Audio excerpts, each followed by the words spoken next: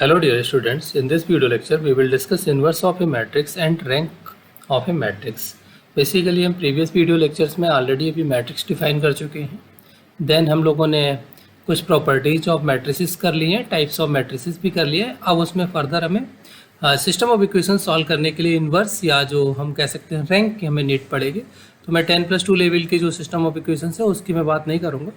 मैं यहाँ पर ऑगमेंटेड मैट्रिक्स के थ्रू मीन्स रैंक के थ्रू यहाँ पर सिस्टम ऑफ इक्वेशंस को सॉल्व करने की कोशिश करेंगे. तो हम नेक्स्ट वीडियो लेक्चर में अपना ये सिस्टम ऑफ इक्वेशन सॉल्व करेंगे, बट उससे पहले थोड़ा सा ये इंफॉर्मेशन यहाँ पर जो है इसको जान लेते हैं. So let's start. First word is inverse of a matrix.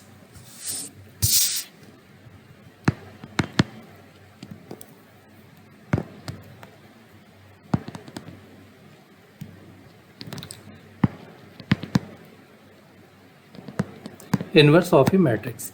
हमारे पास सपोज कोई भी एक ए मैट्रिक्स है. A is a square matrix of order say n cross n. Okay, then there exist a matrix. ये देखिए मैथमेटिकल सिंबल हम यहाँ पर यूज कर रहे हैं. एक वर्ड मैंने लगा लिया. देन वैसे हमारे पास ये इनफ है, हम इस सिंबल से भी काम चला सकते हैं. देयर एग्जिस्ट ए मैट्रिक्स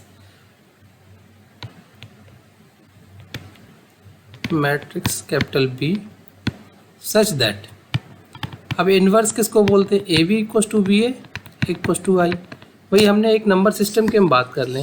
जैसे आप लोगों ने 6th-7th पे ही स्टडी किया होगा. सपोज हमारे पास नंबर 2 है, then what is the inverse of 2. अब उसको हम कैसे सर्च करते हैं? तो इन्वर्स बेसिकली एक ऐसा नंबर आपके पास होता है जो आपको इसको कैंसिल कर रहा हो.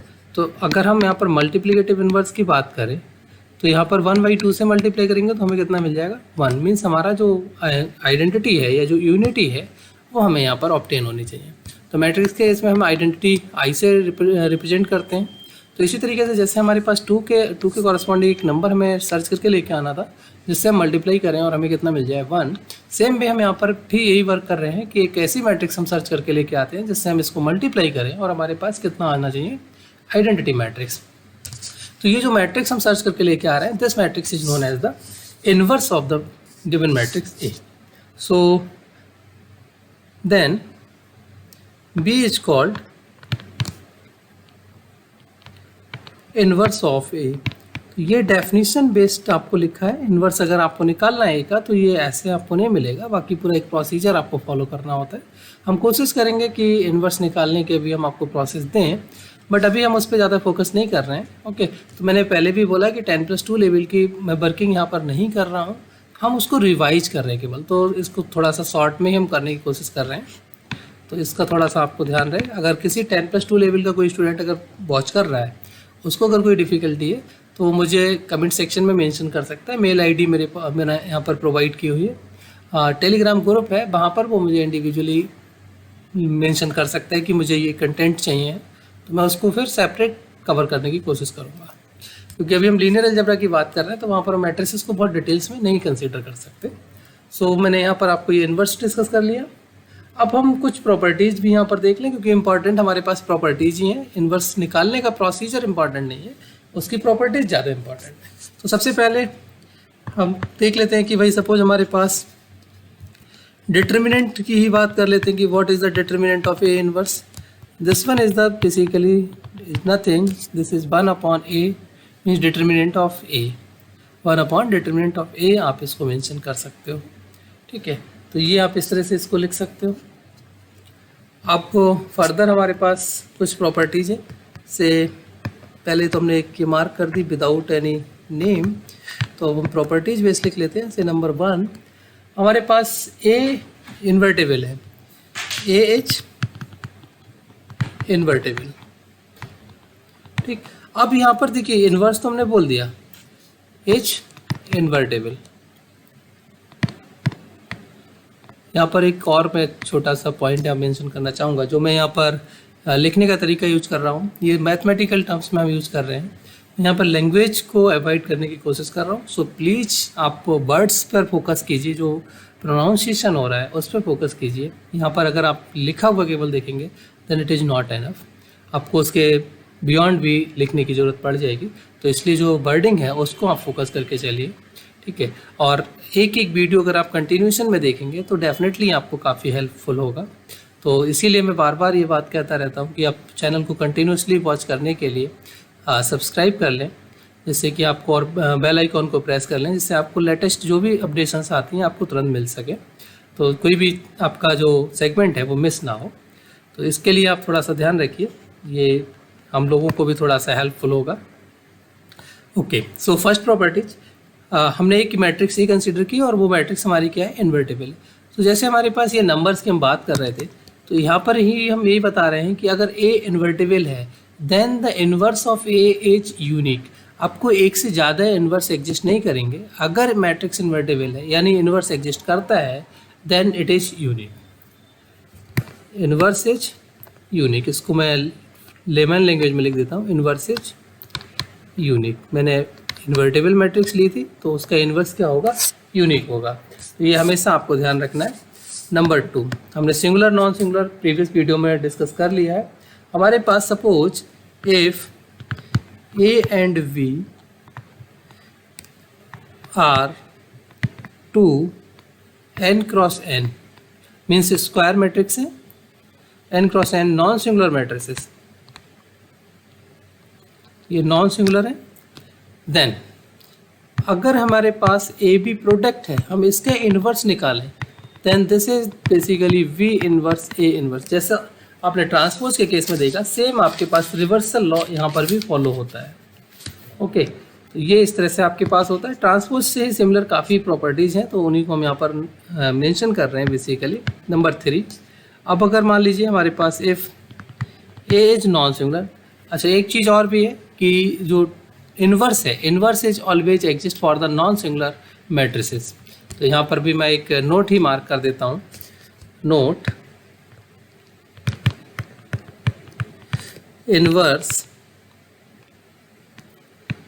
always exists for non-singular matrix, non-singular matrix। तो ये पॉइंट बहुत इंपॉर्टेंट है। अगर मैट्रिक्स आपके पास सिंगुलर दी है then we can never find the inverse of the given matrix. तो ये हमेशा याद रहे कि जब भी हम इन्वर्स की बात कर रहे हैं, हमारे पास मैट्रिक्स नॉन सिंगुलर दी है, और नॉन सिंगुलर का मतलब हो क्या कि determinant of the matrix is non zero. ये आपको जीरो नहीं होनी चाहिए, तभी आप इन्वर्स की बात कर रहे हैं। तो यहाँ पर बेसिकली इस प्रॉपर्टी में यही है, if A is non singular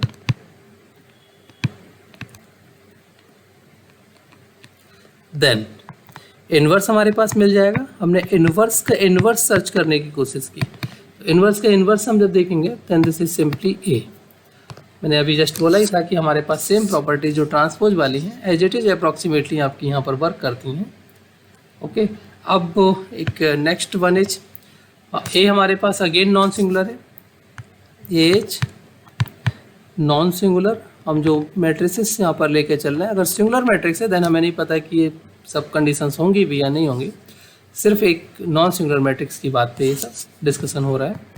हमने सपोज करिए कि इन्वर्स का ट्रांसपोज लिया, तो हमारे पास ट्रांसपोज के बाद हम इन्वर्स भी टेक करें then both the things are the same.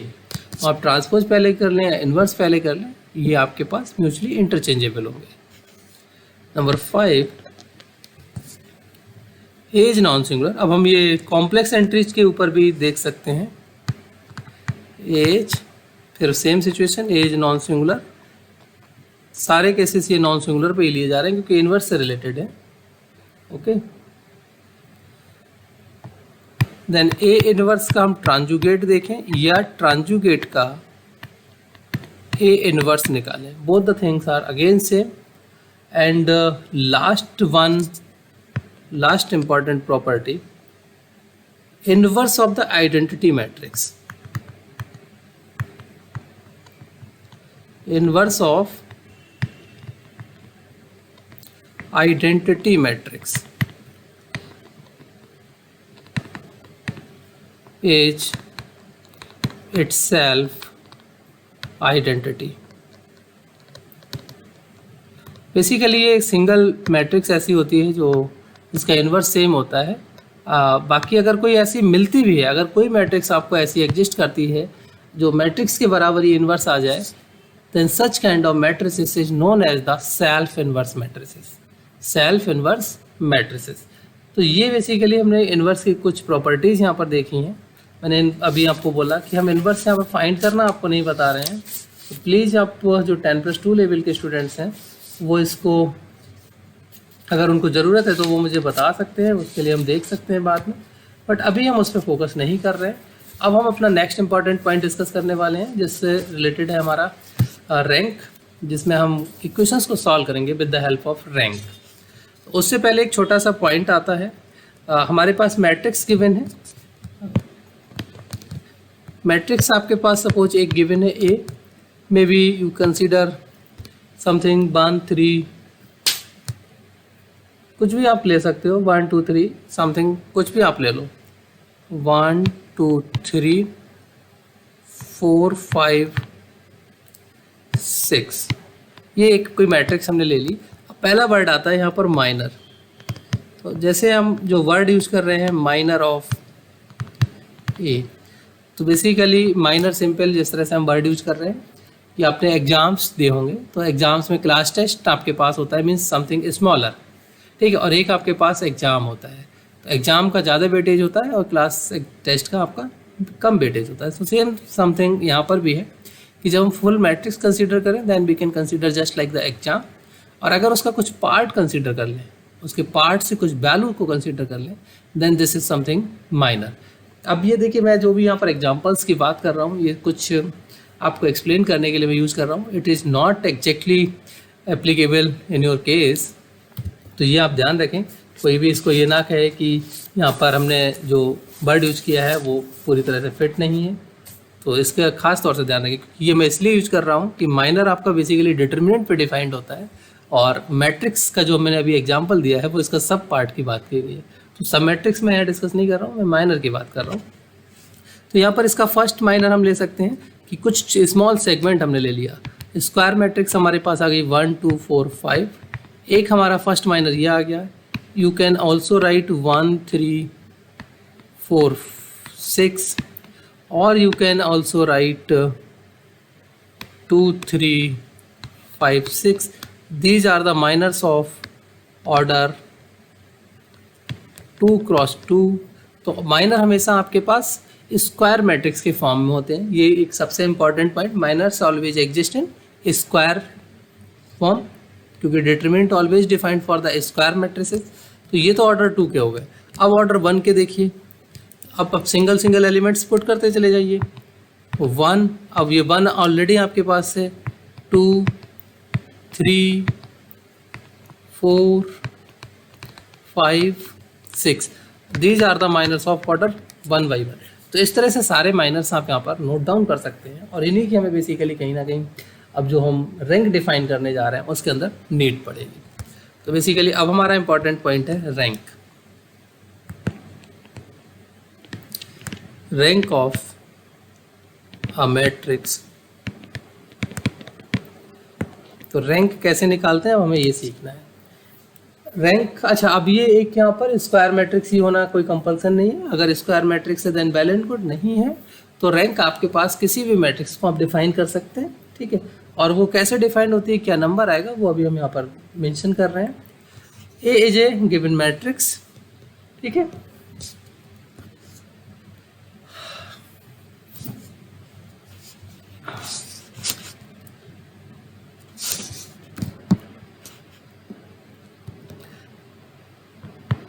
A is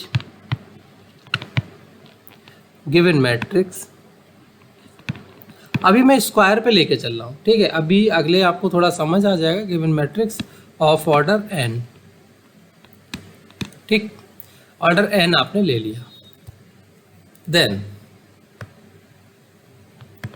if there exist a minor, ये मैक्सिमम ऑर्डर मैं मेंशन कर रहा हूँ यहाँ पर, मैं लेमैन लैंग्वेज में लिख रहा हूँ, उसी को आप ध्यान भी रखिए। मैक्सिमम ऑर्डर जो माइनर है वो मैक्सिमम ऑर्डर का है। If there exist a minor whose determinant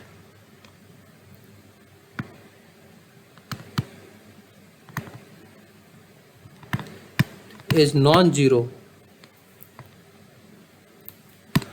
then that order defines the rank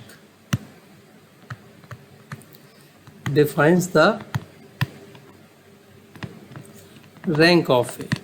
तो अब जो भी आपने मैट्रिक्स ली उसके अंदर आपने माइनर्स लिखना स्टार्ट किए।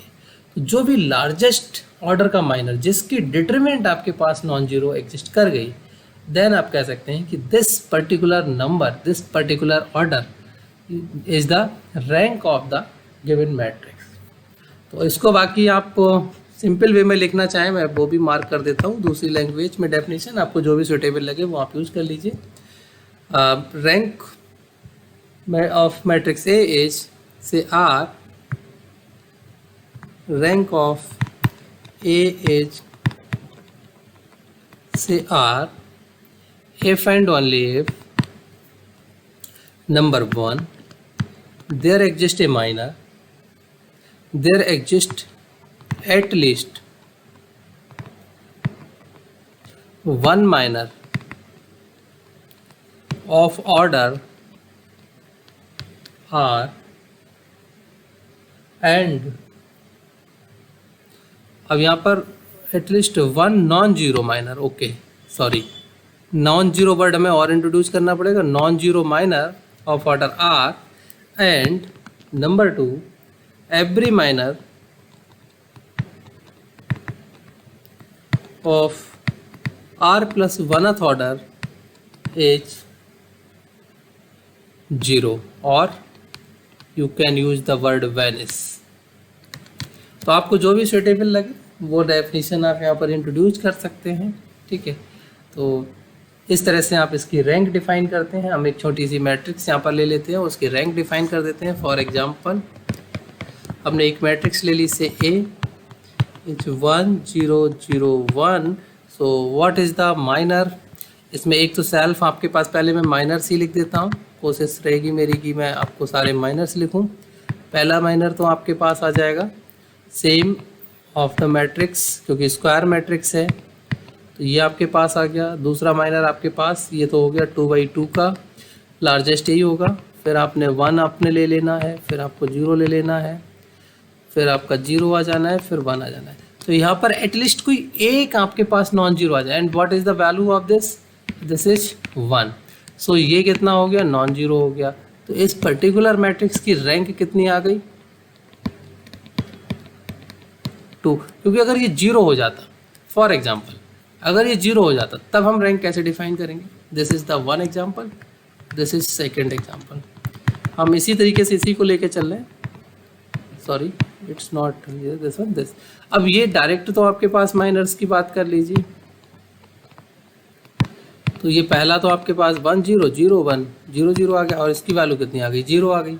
तो ये 2/2 पे तो आपको मिल गया 0। तो अब भाई ये नंबर तो इसका होगा नहीं। अब इससे क्या करेंगे, इससे स्मॉलर जो आपकी फुल लेंथ मैट्रिक्स है उससे स्मॉल माइनर्स को सर्च करेंगे। तो पहला नंबर आपको 1 ही मिल गया। बेसिकली हमें सारे लिखने की जरूरत नहीं होती है, हम केवल एक से ही काम चला लेते हैं, विच इज़ नॉन जीरो, और इसका ऑर्डर कितना है 1 × 1। तो यहाँ पर आपको रैंक इस मैट्रिक्स की कितनी मिल गई, 1। तो इस तरह से जो भी स्मॉलेस्ट माइनर, जो भी आपके पास स्मॉलेस्ट, सॉरी नॉट स्मॉलेस्ट, जो भी आपका largest minor non zero largest minor आपको मिलता है, non zero largest minor, that then that number, that order is defined as the rank। कुछ प्रॉपर्टीज़ हैं रैंक की, अगेन बहुत इंपॉर्टेंट प्रॉपर्टीज़ हैं, इनका काफ़ी रोल है आपको। सो हम इनको डिस्कस कर लेते हैं। सबसे पहले properties of rank, properties of rank. सबसे पहले रैंक ऑफ ए, सपोज अगर 0 है, अगर मान लो किसी भी मैट्रिक्स में आपको दे दिया गया rank of A 0, then what you be concluded about the matrix. अभी जैसे मैंने ऊपर डिफाइन किया कि भाई 0 कब होगा, जब सारी की सारी एंट्री आपकी क्या हो जाए, मैट्रिक्स की 0 हो जाए। भाई कोई भी माइनर आपके पास ऐसा एग्जिस्ट ही नहीं कर रहा है जिसकी वैल्यू नॉन जीरो मिले, तभी आपके पास रैंक 0 हो सकती है। तो यहाँ से आप क्या कंक्लूड कर सकते हैं, if A is 0, A is 0 matrix, otherwise rank never be 0। Otherwise आपकी मिनिमम रैंक कितनी भी कम से कम आएगी, एक एंट्री आपके पास एटलीस्ट एक एंट्री नॉन जीरो होगी तो वो आपकी एंट्री यहाँ पर रैंक बन जाएगी। ठीक है, तो ये आपको यहाँ दे दिया गया। अब मान लो हमारे पास स्क्वायर मैट्रिक्स नहीं है, भाई मैट्रिक्स स्क्वायर नहीं है, m क्रॉस n ऑर्डर की मैट्रिक्स है, तब क्या होगा? अब भाई अगर हमारे पास m क्रॉस n मैट्रिक्स है उसमें रैंक क्या आएगी? Number 3, suppose AH AIJ m cross n। तो यहाँ पर आपके पास दो केस अराइज होते हैं, if m is less than equal to n then rank of A should be less than equal to m। कम से कम आपके पास जो नंबर होता है वो आप वहाँ पर मैक्सिमम रैंक डिफाइन कर सकते हैं कि भाई m या m से स्मॉल रैंक आएगी। और सेकंड वे, क्योंकि भाई m से बड़ा माइनर तो आपके पास पॉसिबल नहीं है, तो कब आपके पास मैक्सिमम m हो सकता है कि जिसकी जो वैल्यू है वो नॉन जीरो आपको मिल जाए, तो आप उसकी रैंक m डिफाइन कर सकते हैं। दूसरा केस, अगर n आपके पास m से स्मॉलर है तो रैंक कितनी हो जाएगी? Less than equal to n। तो इस तरह से आपको ये कुछ रिजल्ट्स याद रखने हैं। बाकी ट्रांसपोज की भी रैंक आप डिफाइन कर सकते हैं। Number 4, rank of the A dash और rank of A both are the same thing, तो ये आपको कोई फ़र्क नहीं पड़ेगा। तो इस तरीके के कुछ ये रिजल्ट्स हैं। दूसरा एक और अब सिंगुलर नॉन सिंगुलर वाला आ जाता है, if A is non singular, ठीक है, then non singular, then rank A हमारे पास जो है वो n क्रॉस n है और नॉन सिंगुलर है, then rank of A is n। अगर हमारे पास सपोज A क्या हो गया, A is n cross n is singular, अगर ये सिंगुलर आ जाए मीन्स इसकी डिटर्मिनेंट जीरो हो जाए, ठीक है, तो अब उससे क्या आएगी आपके पास रैंक? इससे लेस आएगी, rank of A is less than equal to n, यानी इक्वल तो नहीं आएगी, अब लेस आ जाएगी। तो लेस देन आपको कितनी मिलेगी? n, या आप इक्वल टू लगा सकते हो तो n-1 मार्क कर सकते हो। तो ये कुछ प्रॉपर्टीज़ हैं रैंक के ऊपर, और इन्हीं का थ्रू हम अब अगले, क्योंकि जो मैट्रिक्स सॉरी आपका सिस्टम ऑफ इक्वेशंस का एल्जेब्रिक इक्वेशंस आप सॉल्व करेंगे, लीनियर इक्वेशंस, उनके अंदर हम रैंक का कॉन्सेप्ट कहीं ना कहीं यूज करेंगे। तो रैंक के और भी दूसरे तरीके मैं आपको यहाँ पर बता दूँ, और बेसिकली हम उन्हीं का यहाँ पर यूज करेंगे। हालांकि पहले मेरा मन था ये जो वेक्टर स्पेस है उसके थ्रू करूँ, लेकिन फिर मुझे लगा कि नहीं, रैंक वगैरह हम डिस्कस करके थोड़ा सा ओवरव्यू करके यहाँ पर चल लेते हैं, देन वेक्टर स्पेस करेंगे, उसके बाद में भी हम एक बार इसको शॉर्ट में फिर से देख लेंगे। तो दूसरा हमारे पास तरीका आएगा रैंक निकालने का। अब जो आप मैं यहाँ पर नोट के तौर पर लिख के दे देता हूँ, उसको आप देखिए। Rank of the matrix A is basically defines the linearly independent rows और कॉलम्स, आप किसी एक को कंसीडर कर सकते हो। तो अब हम बेसिकली लीनियरली इंडिपेंडेंट रोज या कॉलम्स के फॉर्म में जाएंगे, उसके थ्रू हम इनमें यहाँ पर अब चीज़ों को सर्च करने की कोशिश करेंगे, जिसके लिए हम यूज करते हैं एक हेलन फॉर्म, जो नेक्स्ट हम सॉल्व करेंगे। अभी आप क्वेश्चंस को मैं अगले देख लेंगे, बहुत ज़्यादा प्रॉब्लम नहीं आएगी, काफ़ी इजी प्रोसेस है। तो अब हम ये जो प्रोसेस बाकी का है सिस्टम ऑफ इक्वेशंस को सॉल्व करना, इसको नेक्स्ट वीडियो में करेंगे। सो आज के लिए इतना ही रखते हैं।